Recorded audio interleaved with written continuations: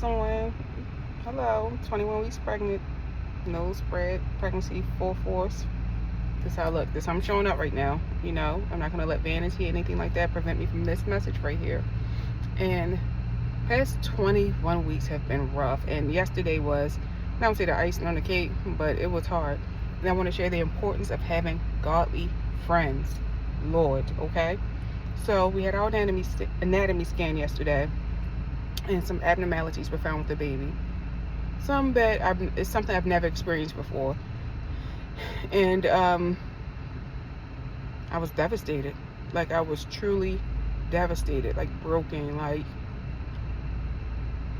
my girlfriend, my childhood friend, called me because I sent her a text early in the morning. I'm learning how to really reach out to people and nurture and build my community. So my girlfriend reached out to me. I sent her a text first thing in the morning saying, hey, having an anatomy scan today, keep us lifted in prayer, because I get a little anxious around anatomy scan time because I typically don't get the best of news. So she checked up on me on her way to work, and this is someone who's known me. We've known each other since we were 11. So how old are we now? I turned 39 2 days ago. So that's like 28 years of friendship. And my voice cracked and I couldn't get the words out, and I shared with her all that was taking place, and she listened. And then she said, but God, and that was all that was needed in that moment, because but God. And if you don't get it, then you won't get it. And I pray that you do get it one day. So, she still listened, and it wasn't to be insensitive or dismissive, but to remind me, but God, who has the final say. So her and I talked, and I love having friends where I'm going through a hard time, but girl, they still tell me about what's going on in their lives too. So she said, girl, this is what I'm going through. So because it reminds, like, it helps me laugh. Like, it's like, okay, it just really did help. So, and it wasn't like, it was just normal conversation. Let me say that. We just continued with our conversation. Then I had to revisit back. I got a little sad again. And she, gave me scripture, or gave me Bible story, but then still comforted me as a friend. She got the worst way to get off the phone. So then another friend called because she had some very exciting news yesterday. And I'm learning, like, at first initially I did not want to spoil her great news with my bad news. So I was going to make the decision not to, reach out to her that day. I was like, maybe I'll just send a text. But the news that she was sharing wasn't text worthy. I needed to call, especially because, like, we call. So then I even mentioned to my one girlfriend, I was like, I don't even want to call. She was like, well, I was like, I don't want to call with this bad news, mess up her day.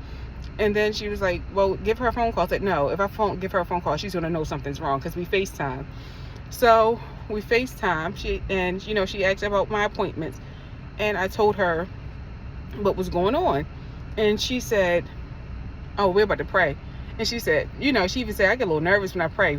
When I say she prayed it down, prayed over the family, over the baby, prayed it down, right? And we rejoiced, and it taught me that, for one, stop making decisions for people.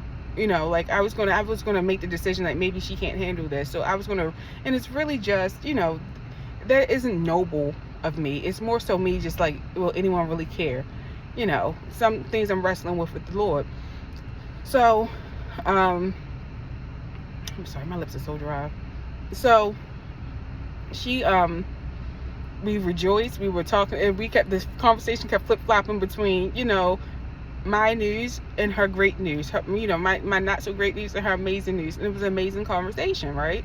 So she she affirmed, and she's a living, breathing testimony. Like, her baby girl, I met her in the NICU. So her baby girl, like, when I say drawn from strength and inspiration, her all the way. And then she ended it with, and I know she was like, one thing, if anything is wrong, she's born into the right family, because y'all a loving family, y'all got her.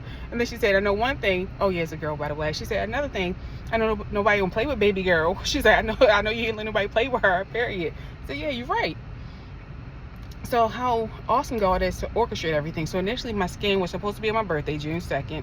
Then the doctor said, no, we'd rather you see maternal fetal medicine. So they had to do it June 3rd. And I'm so grateful, because this day, that my birthday wasn't marked with this day of such, something that was so hard to digest. So June 3rd, I got the news. I talked to two of my girlfriends. And June 4th, the children started golf camp, Phoenix and Harley. And I was going to see two more of my girlfriends out here. When I say but God, one of them straight up said, oh no, we're not receiving that report. And she shared with me some of her experiences that helped me say, okay, all right, we got this. And then my other girlfriend, who is in that field, she's a midwife, you know, she was able to come through with the, you know, not straight up medical advice, but she listened and, you know, she said, okay, this is what, you know, this is what should be done. But throughout it all, God, like, you know, they both like straight up came with scripture, with God first. So, and my one girlfriend, the first one I talked to, my child friend, she said, girl, don't let the devil trick you out of spot, help your spot. So that's all. Like, your circle matters. That's all I want to say. And it's no different than a Bible story when the man was incapacitated and his friends carried him to see Jesus. You know, your circle matters. Your friends matter. I was so broken yesterday, and it's about to get loud in here because all the kids about to get in. They was getting some froyo. So I was so broken yesterday. Was crying, weepy, just couldn't, you know. And today I feel so inspired that I even made some phone calls. Like, you know, I took the advice, got some phone calls. Like, you know, I need a referral for X, Y, and Z. So that's it. If the message, I'm going to close it out. Ooh. Okay, girl. All right, I got to go.